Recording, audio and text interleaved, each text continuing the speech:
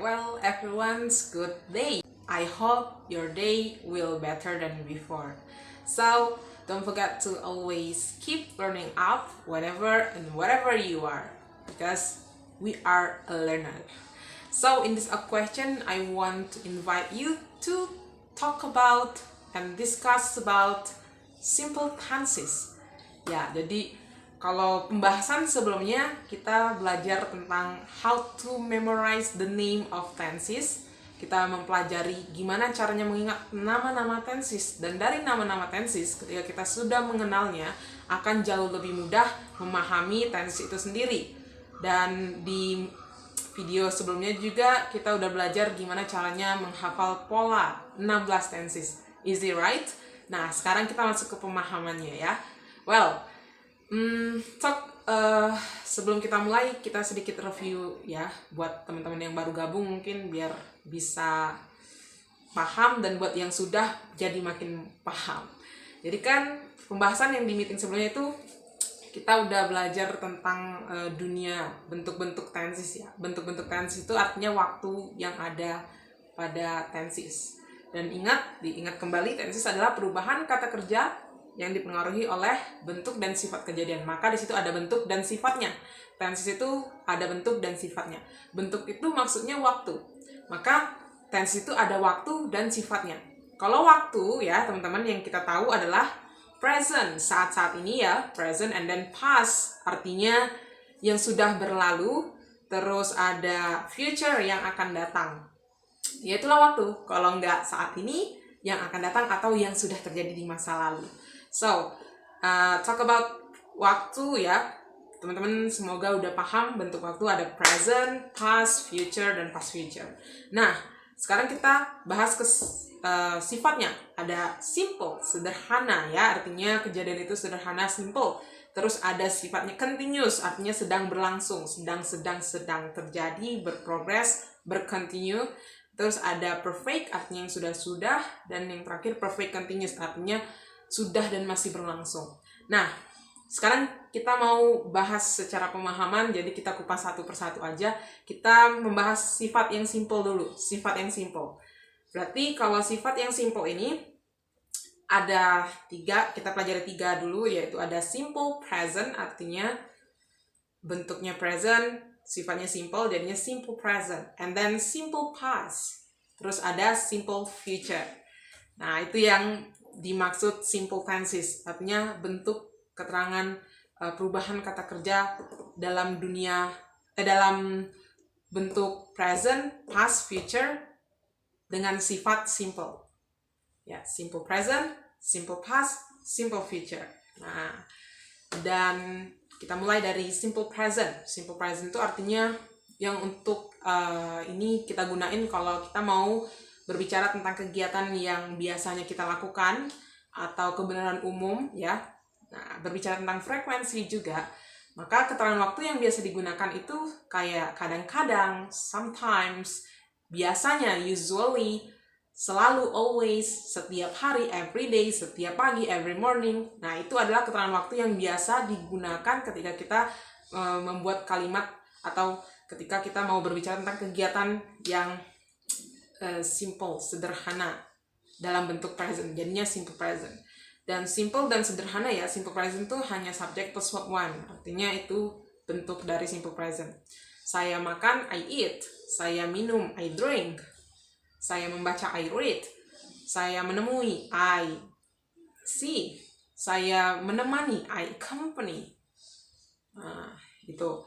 Terus kalau misalnya subjeknya she, it, atau socket, subjek orang ketiga ya, artinya dia itu, subjek dia, entah dia benda, dia hewan, dia perempuan, dia laki-laki, intinya dia itu, maka kata kerjanya ditambah s pada simple present.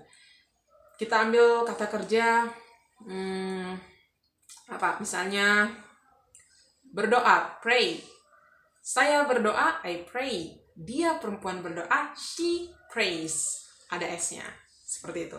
Nah, terus yang kedua, simple past. Simple, sederhana masih ya. Sifatnya simple. Tapi bentuk waktunya adalah past, artinya yang lampau-lampau, yang sudah terjadi. Maka kalau yang sudah terjadi dan lampau-lampau, keterangan waktu yang biasa kita gunakan otomatis yang telah berlalu. Contohnya kemarin, yesterday, 2 hari yang lalu, 2 days ago, 4 hari yang lalu, 4 days ago, tahun lalu, last year, bulan lalu, last month, minggu lalu, last week, atau 2 detik yang udah terjadi itu termasuk lampau, maka menggunakan ago.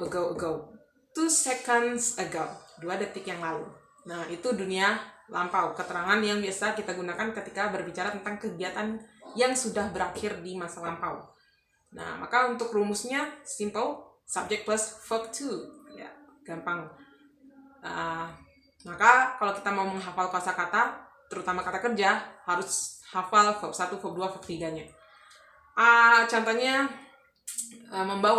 membawa, take, took, taken. Verb 1-nya take, verb 2-nya took, verb 3-nya taken. Take, took, taken, take, took, taken.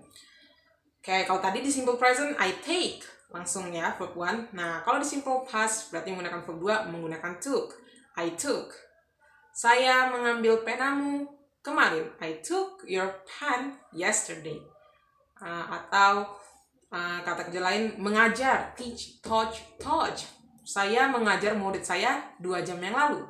I taught my student 2 hours ago.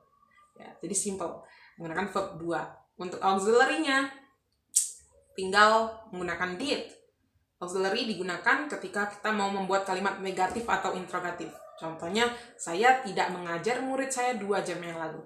I did not teach my student 2 hours ago. Nah, kalau udah menggunakan did, kata kerjanya balik ke verb 1. Jadinya di contraction did not bisa didn't. I didn't teach my student 2 hours ago. Oke, itu simple past. Selanjutnya, simple future. Nah, masih sederhana, sifatnya simple ya. Cuman bentuk waktunya future, artinya masa depan ya. So, keterangan waktu yang digunakan ketika kita berbicara tentang masa depan, besok itu udah masa depan, tomorrow, 2 detik yang akan datang itu juga masa depan, 2 seconds later. Ya, jadi kalau masa depan ini ada kata later. 2 hari yang akan datang, 2 days later. 4 tahun yang akan datang, 4 years later.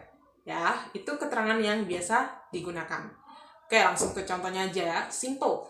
Kalau simple future ini artinya menggunakan auxiliary will yang artinya akan.